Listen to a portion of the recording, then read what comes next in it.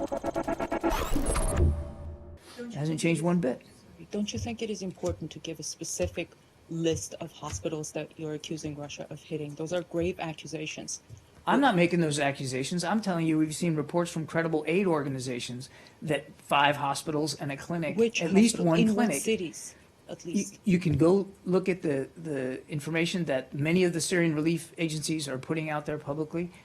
We're getting our information from them too. These But reports, you're citing those reports without giving any specifics. because we believe these agencies are credible, and because we have other sources of information that back up what we're seeing from some of these reports. And you know what? Why don't you ask? Here's a good question. Why don't you ask your defense ministry what they're doing and see if you can get? No. If you give a specific list of hospitals, No. My colleagues who are listening hopefully would be able to go and ask Russian officials about a specific list of hospitals that you work for Russia Today, right? Isn't that your agency? Correct. And so, Yes. why shouldn't you ask your government the same kinds of questions that you're standing here asking me? Ask them about their military activities. Get them to tell you what or to deny what they're doing. When I ask for specifics, it seems your response is, "Why are you here?" Well, you are leveling that accusation, and if you give specifics, my colleagues would be able to ask Russian officials. Once again, you're just wrong. I'm not leveling those accusations. Relief agencies that we find credible are leveling those accusations. So why don't you question them about their information and where they're getting it? And why don't you question your own defense ministry? Which organizations then? Which ones? Well, we'll get you a list of them after the briefing. I don't have it right here in front of me, but I'm happy to provide to you some of the relief agencies that are telling us what they're seeing on the ground. And specifically on blocking aid within the 28 days that Russia and Syria had stopped the airstrikes in eastern Aleppo, and I understand they were resumed by the Syrian military yesterday. Can you give any specific information on when Russia or the Syrian government blocked the UN from delivering aid? There hasn't been any aid delivered in the last month. And you believe it was blocked exclusively by Russia? And There's no question in our mind that the obstruction is coming from the regime and from Russia. No question at all. Ma'am. Hold on. Just when you say, please be careful about saying your defense minister and things like that. I mean, she's a journalist just like the rest of us are. So it's, she's asking pointed questions, but they're not, from a state-owned outlet. But they're not from a state-owned outlet. The questions that's not that she's independent. asking are not out of line. I didn't say the questions were out of line. Okay. I didn't say the questions were out of line. Okay. But I'm not. Oh no, I understand. I'm sorry, but I'm not going to put Russia Today on the same level with the rest of you who are representing independent media outlets. Hold on, but. It was either Syria or Russia that conducted airstrikes that recently hit hospitals in different parts of Syria. That's the accusation coming from the U.S. State Department.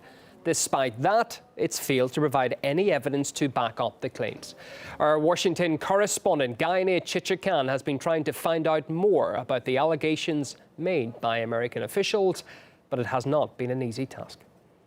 I did eventually receive an email from the State Department with the list of 5 hospitals which the State Department believes were hit by airstrikes in Syria over the past few days. The State Department cited the World Health Organization as the source of the information. Given the gravity of the allegations, I asked the State Department about how they drew their conclusions as to who did it. Did you, the State Department, draw the conclusion that Russia hit the hospitals based on their location, knowing that Russia was carrying out operations in Idlib in the past few days? We know it wasn't coalition aircraft, so it either had to be Syrian or Russian aircraft. I don't know and wouldn't get into, as I never have from this podium, a specific discussion of each and every airstrike and who and how it was conducted. That's not for me to say. We have seen additional airstrikes now in Syria by Russia and by the regime. And by all accounts, looks like they were deliberately targeted. Who and how it was conducted, that's not for me to say. Well, obviously you said you don't know which Air Force hit which hospitals, but do you distinguish between the two, or do you accuse them both together of that? I wasn't making accusations. I was simply expressing concern that we had seen from credible aid agencies by Russia and by the regime. And we have no reason to doubt this because of the sourcing that we're getting, that 5 hospitals and at least one mobile clinic in Syria were struck. We reached out to the World Health Organization. They confirmed that 5 hospitals were attacked, 3 in western Aleppo and 2 in the Idlib province. The WHO also wrote us it is not their job to, quote, define the cause of damage sustained by these hospitals or to assign the blame, end quote. It has to be noted that in the past few days, Russia has carried out operations against al-Nusra and ISIL in the Syrian provinces of Idlib and Homs. It is not my job to say whether Russia did or did not hit the hospitals mentioned above. It is my job to ask for specifics. And that is what I did. Gayane Chichakyan. Evidence is not what the U.S. State Department is interested in. That's how former U.S. diplomat Jim Jatras commented on the accusations in an interview with RT America's Ed Schultz. The State Department is quoting other organizations. They're not using their intel. They're taking someone else's word and accusing another country of hitting hospitals. Now, I want to ask you tonight, is this standard operating procedure for the State Department? Unfortunately, it seems like it has become standard operating procedure for the State Department, that they're not interested in the accuracy of these charges. They're not even interested in showing the evidence or even attributing them to their original source so they can be given some degree of scrutiny, which is appropriate when you have something as grave as these accusations. How much of the back and forth that we've just seen here really is a backdrop to the strained relations between the two countries, that the United States seems to be just fed up that they can't make any progress at all in Syria, and it's now targeting the news agency that is asking the direct questions of actually what is happening on the ground in Syria. Your thoughts on that? I think that's the major part of what this is about. When all is said and done, the Obama administration's policy in Syria rests on maintaining some kind of viability of al-Qaeda and its allies in Aleppo, and they will throw every spitball and rock they can at the Syrians or the Russians, whoever, in order to blacken this offensive that is going on against the terrorists in Aleppo. And I think they're just, they don't really care about the substance of the charges or whether they can be substantiated. Well, the news network Ed Schultz was referring to is RT. On Wednesday, when our correspondent asked for evidence to support accusations of Russian airstrikes on hospitals, or Syrian airstrikes indeed, the State Department spokesperson lashed out at the channel. John Kirby said RT is not to be treated the same way as other media outlets.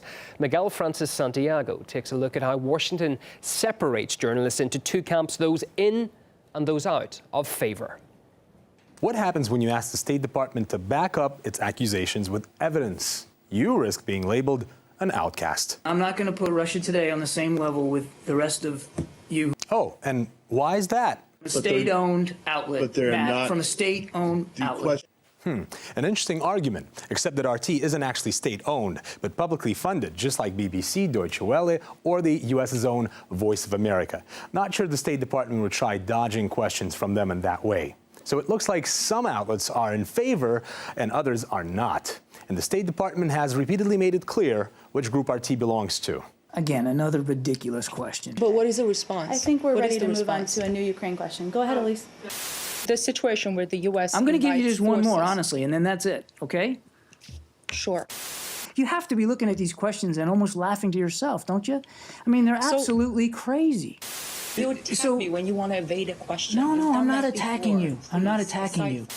I'm going to answer the question in the way I think is appropriate, and I just did, and I'm going to move on Which is now. not answering. But if you dare talk to RT anyway, here's another reason to think again. You could upset the American president. Remember Obama hitting out at Donald Trump for his appearance on this channel? The doctor,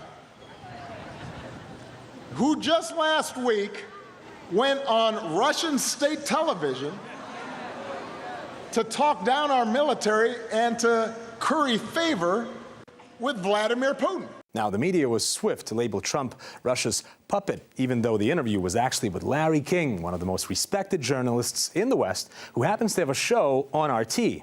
Meanwhile, some U.S. officials are even scared they'll lose their jobs if they work with RT. This is an email we received from Pentagon, apparently by mistake, after we requested to attend their media event. No way are we going to support this. My G2, or intelligence operations, would kill me. Also, Ruptly TV is a Russian propaganda platform. If things carry on like this, We will get to the point when, while holding a press conference, officials around the world will set up special tables or even rooms for the out-of-favor journalists. so how does this caste system of journalists work, and how do you become untouchable? Most of those journalists who turn up there wouldn't dream of ever asking a terribly important question and putting those press spokesmen on the spot. So whenever a journalist does that, breaks the house rules, if you like, then they immediately get ostracized and taught a lesson. Oh, well, looks like we're just bad learners. Miguel Francis Santiago, RT. Russia's Foreign Minister Sergei Lavrov commented on the harsh response RT's correspondent received during the State Department briefing.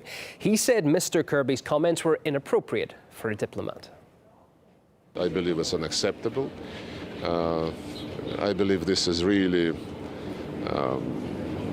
not reflecting the American proclaimed values.